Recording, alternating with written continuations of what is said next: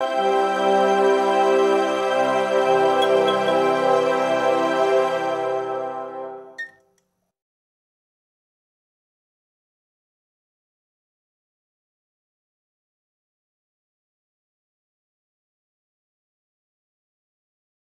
Luca is, no matter how pretentious the word, is a true auteur, and he's directing from the sensibility of his cultural upbringing from his youth. And that is way different than mine, is way different than yours, and he's strong to that perspective.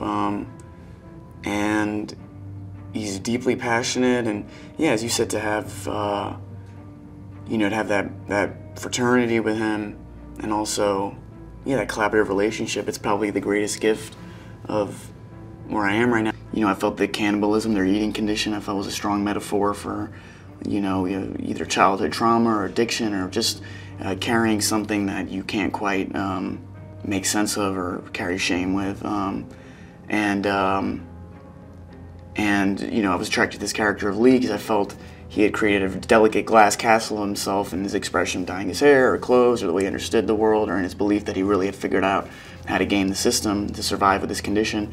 But his biggest vulnerability, like a lot of people's biggest vulnerabilities are when they spend so much time alone, is true love, is real love, is support, is care, kindness.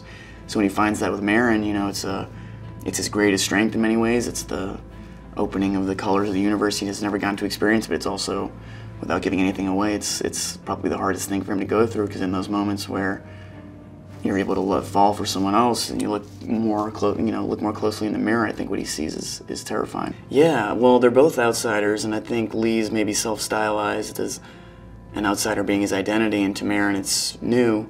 And similar to the way Michael Stuhlbarg's character addresses Lee, it's sort of a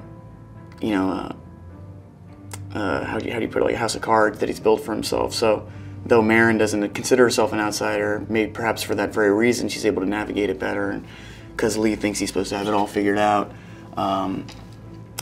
he's maybe deluded himself in many ways, and they're great for each other, because when you're young and in love, or I've said this before, but it's you're searching for who you are in other people, almost as if they're a mirror for how you want to be, who you want to be. And I think it confirms great things for both of them, and I think particularly for Lee, it hurts in many ways too. Bones and All is a love story. It's a story that chronicles a coming of age for Marin, who's played wonderfully by Taylor Russell, but it's as much about falling in love, first love. From when we made it, when we developed the script with Luca and Dave, it was the peak of COVID, and I think something that was relevant to all of us was being isolated. Everyone in the world, that was their experience, and this idea that absent religious focus, if you have that in your life, or a strong community, which a lot of people didn't have during COVID, your reality was the story you told yourself to get by on, how to make sense of what was going on in the world.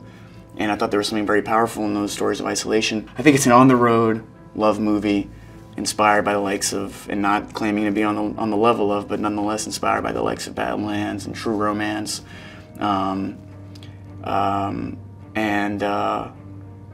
not so much of the modern twist because it takes place in the '80s, but maybe a modern sensibility of, the weight we carry now as a younger generation, and the sort of despair a lot of people live in with global warming, and there's a war in the world, there's post-pandemic, lots of stuff. The cannibalism for me was a metaphor, as I said before, for some combination of childhood trauma or addiction, or the demons that people carry in life that they can't shake and that they can't forgive themselves for not shaking. And obviously if you were confined to eating people, that would be an extremely normal thing to feel guilty about all the time. And so I think it's an effective story point in the movie. But in life, there are, there are things that burden people that they shouldn't be burdened with, and that in love, in the safe space of love, you can work through. I think I'm most excited for audiences to experience, a story that sincerely is zigzagged and goes in whatever direction it wants to go, based on the whims of Luca Guadagnino, and I think that's rare now. So Lee, we see him for the first time in a supermarket in Ohio, and Marin has been on the road for a couple of days alone for the first time, and she sees a recent mother being aggressed by a drunk man in a store, and Lee sees Marin see this happening, and see this happen rather, and he wants to step in, maybe make a good first impression. It was a joy working with Taylor. She's an extraordinary actress. She's somebody for a number of years that I had been aware of, and she did a movie called Waves that she was amazing in. She got a great spirit. She's open for anything, willing to try new things in scenes. And she really, obviously, if you saw the movie, brings the emotional heat it really needs. And was receptive to everything. You know, was really like a sponge. Was receptive to everything, and it was just a joy working with her. I hope we get a chance to do it again. Yeah, well, I think Mark Rylance and Michael Stuhlbarg, they bring that sense of excellency to the story, to the cast. You know, they're both, you know, highly successful actors in film and TV and theater. They have a strong relationship amongst them as well. The impossibility of love, I guess. I would say the main theme of this film is the impossibility of love.